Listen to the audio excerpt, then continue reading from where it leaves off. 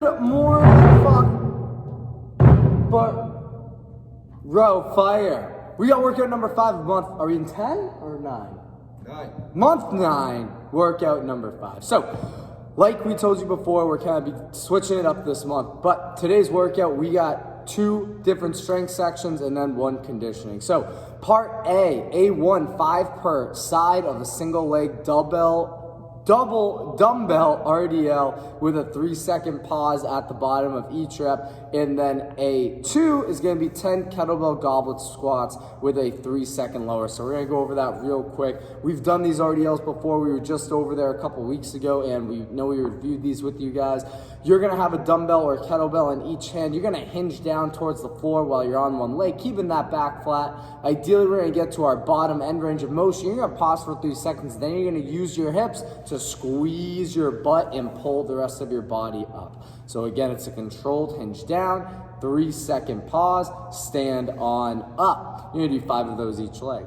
Alternating with that, you got 10 goblet squats with a 3-second descent. So Dave's gonna choose a challenging weight for himself, set it up under his chin, feet are in his squat stance. As he sinks down, he's gonna count 3, 2, 1. As soon as he hits his bottom position, he'll stand up strong through his heels while his elbows remain inside his knees at the bottom. So you got, is it 5 sets?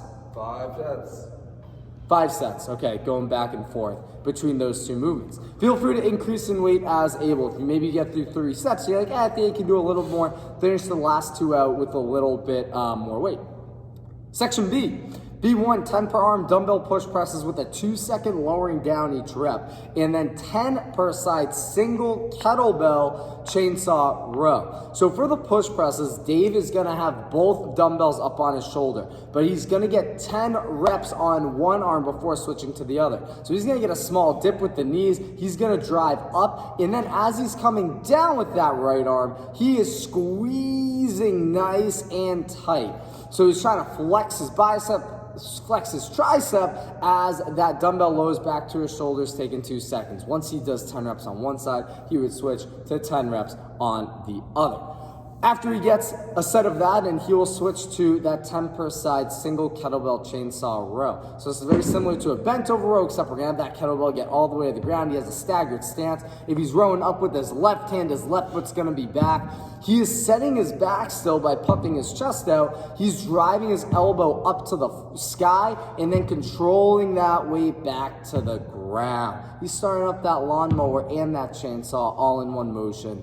You're gonna do great yard work next year. Then we got our conditioning for the day. It's part C. It's going to be an AMRAP 4, and we're doing it 3 times. Between each AMRAP 4, you get a 1.5-minute rest. So you'll work for 4 minutes, rest a 1.5 minutes. Work for 4, rest a 1.5 minutes, work for 4 minutes. You're also going to pick up from where you left off. So wherever you end the first AMRAP, that's where you'll start the second AMRAP. You're not necessarily starting from the top.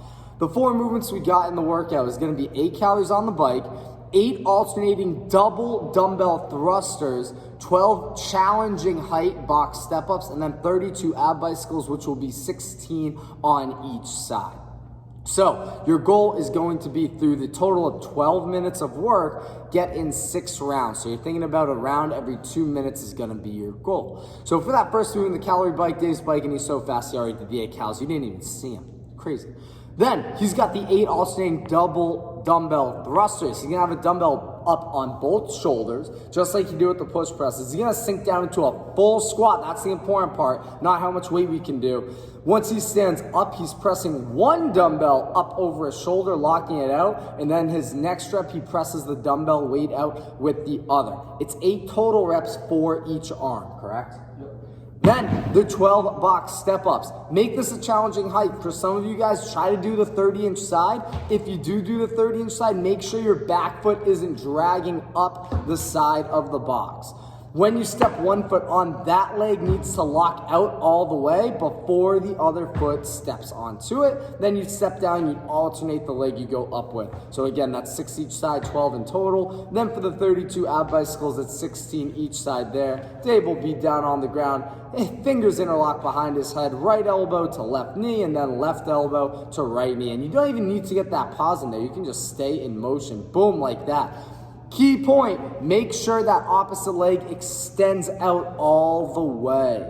it really gets that core involved a lot more, getting more of your mass away from your center. So good luck with this one. It's a pack-filled day 5.